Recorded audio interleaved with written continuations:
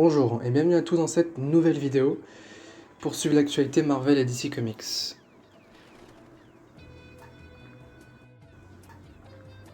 On va du coup commencer avec Thor Love and Thunder et Natalie Portman qui a déclaré que le tournage de Thor Love and Thunder devrait commencer début 2021 en Australie.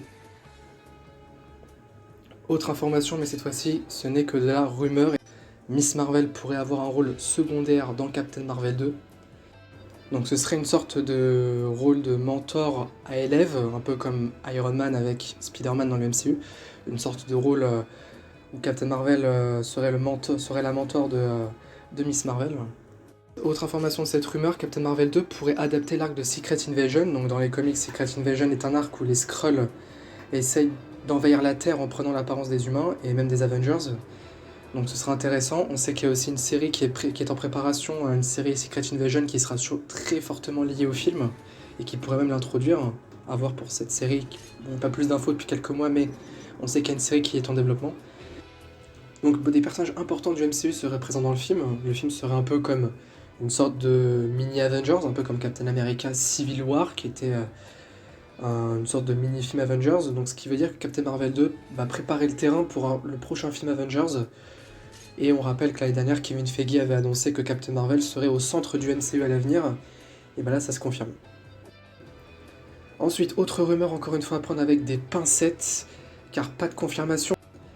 C'est Game Informer qui nous dit que si on achète le jeu Spider-Man Miles Morales qui va sortir cette année sur PS5, on aura une version remasterisée de Marvel Spider-Man sur PlayStation 5 qui nous sera offert. Donc pour l'instant, c'est des rumeurs à prendre avec des pincettes, évidemment. Autre information concernant le MCU, et selon The Illuminati, on sait que Hailey Steinfeld est en négociation depuis quelques mois avec Marvel Studios pour reprendre le rôle de Kate Bishop dans le MCU. Et maintenant, ça se confirme, apparemment elle aurait signé. Bon, évidemment, ce n'est que de la rumeur, mais très fiable. The Illuminati a déjà prouvé par le passé que c'est une source très fiable, donc voilà, c'est pas officiel, mais disons qu'on peut vraiment croire à cette rumeur. Autre information concernant la série Hawkeye, et d'après The Illuminati toujours, le tournage devrait commencer en octobre prochain. Donc un tournage à la fin de l'année, si jamais c'est possible, mais en tout cas c'est ce qui est prévu pour l'instant apparemment par Marvel Studios. Alors après, ce n'est que de la spéculation de ma part, mais je pense que si le tournage a lieu à la fin de l'année, ça sortira peut-être fin 2021, mais en tout cas, j'ai du mal à croire que ça sortira en 2022 si la série commence à tourner cette année. À voir, mais ça pour le coup, c'est de la spéculation de ma part. Ensuite, petite anecdote concernant le MCU toujours, avant de passer sur de l'actu DC Comics, et Catherine Langford a déclaré qu'elle serait heureuse de pouvoir revenir dans le MCU, voilà, de faire partie de nouveau du MCU dans le futur. On espère la revoir évidemment dans le rôle de Morgan Stark dans le futur du MCU. À voir. On va passer du coup à l'actualité DC Comics. Alors, il n'y en a pas beaucoup aujourd'hui, mais il y en a quand même une qui est très intéressante.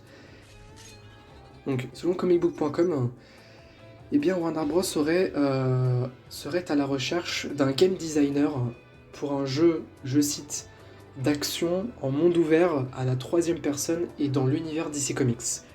Alors, d'après comicbook.com, il pourrait s'agir du nouveau jeu Batman. Après, selon les rumeurs fiables qu'on a eues il y a quelques temps, apparemment le jeu qui va être présenté à la DC Fandom sortirait apparemment cette année. Je dis bien apparemment parce que c'est pas officiel, mais apparemment. Du coup, si c'est le cas, ce serait plutôt pour un nouveau jeu DC. Puisque le jeu Suicide Squad, bien sûr, est fait par Rocksteady, donc rien à voir, là on parle de Warner Bros. Games Montréal. Et donc, Warner Bros. Games Montréal, ça voudrait dire développerait actuellement un deuxième jeu DC Comics. Voilà, c'était tout pour cette vidéo actualité. On se retrouve du coup la prochaine fois pour une nouvelle vidéo.